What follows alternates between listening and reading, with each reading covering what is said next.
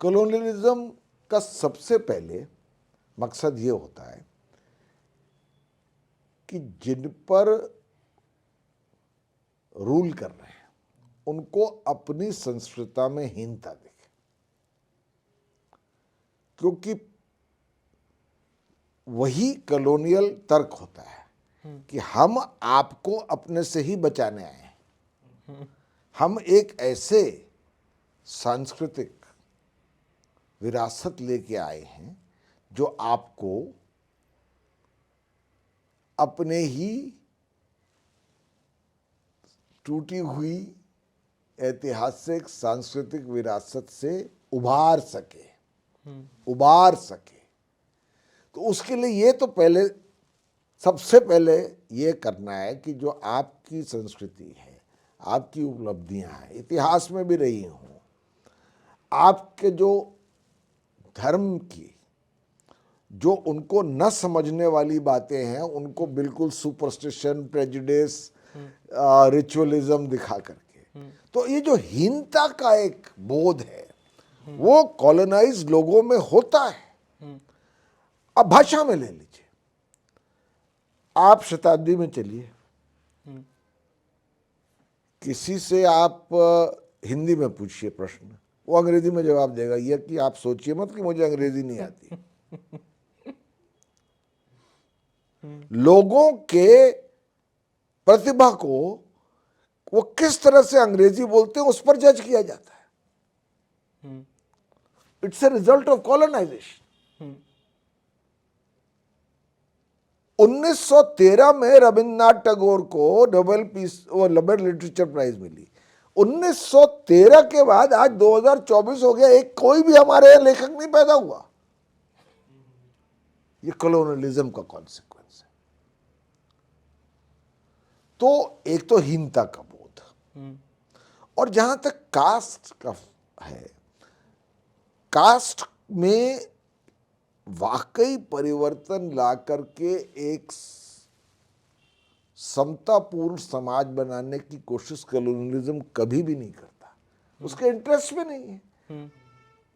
वो यहाँ रिफॉर्मर तो आके आए नहीं। हाँ, कुछ जो आपकी रूढ़िवाद चीजें हैं, जैसे सती, अब इतना बड़ा बना दिया सती को। सती एक बहुत खराब प्रथा थी कि जैसे हर घर में सती होता है। अब हिस्टोरिकल रिसर्च दिखा रही है कि वो बहुत, पर आप स्टैचू देखिए कलकत्ता में, गवर्नर साहब एक लेडी को उठा रहे हैं, उबारने वाले, हम आपको बचाने आए। और उसमें जो सबसे मैं समझता हूं तीव्र बुद्धि वाले जो हमारे सशक्त बौद्धिक लोग थे वो भी उसके शिकार बने। राजा राम मोहन रॉय, जिनका मैं बहुत सम्मान करता हूं, वो लिख रहे हैं चिट्ठी गवर्नर जनरल को कि संस्कृत तो साहब उससे तो बदतर कोई भाषा ही नहीं है, काहे को सिखाया जा रहा है हमने।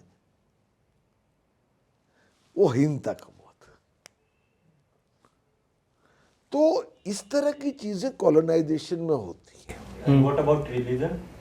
और जहां तक रिलीजन की बात है, इसके दो फेजेस हैं। आप समझिए, बड़ी इंटरेस्टिंग चीज है। मेरी एक बड़ी अच्छी किताब है, भारतीयता, भारतीय होना, बीइंग इंडियन, और उसके बाद मैंने लिखा था बिकमिंग इंडियन, भारतीयता की ओर, और उसका सबटाइटल था unfinished revolution of culture and identity. अंग्रेजी हुकूमत में ईस्ट इंडिया कंपनी से लेकर जब तक ब्रिटिश राज नहीं आया, उसके दो फेजेस थे। शुरू में जो लोग आए एशियाटिक सोसाइटी के, उसके जो कुछ दिग्गज थे, उन्होंने जब हमारी प्राचीन संस्कृति को पढ़ा, समझा, वो दंग रह गए। संस्कृत के बारे में उन्होंने कहा कि इससे ज्यादा साइंटिफिक भाषा तो आज तक न तो ग्रीक है न लैटिन है। लिखा है उन्होंने हमारी मैथमेटिक्स की, हमारी मेटलर्जी की, हमारी पोएटिक्स की, ग्रामर की। वो शुरू का फेज था। उसके बाद जब उनके सत्ता में इजाफा आया तब उन्होंने कहा कि भैया ये इस तरह की तारीख से तो जो हमारा मूल लक्ष्य है वो तो पूरा नहीं होने वाला कि natives should try to be like us rather than be proud of their own heritage. तब आए मकौले।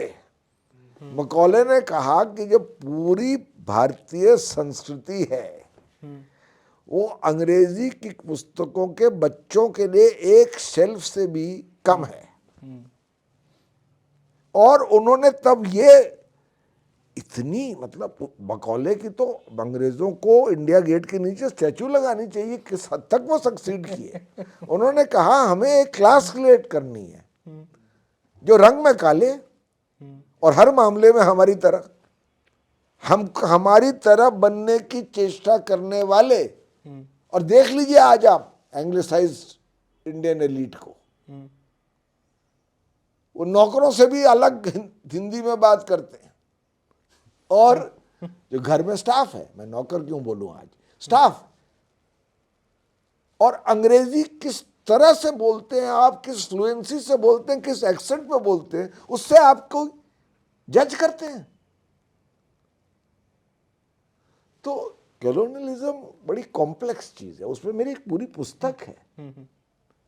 क्योंकि राजनीतिक स्तर पर स्वतंत्रता 1947 में 15 अगस्त को आ गई। यूनियन जैक नीचे गया और तिरंगा ऊपर। जो कॉलोनियलिज्म की जो सांस्कृतिक परिणाम है ना, उनको जाते जाते बहुत समय लगता है और अब तक नहीं गए। ओके।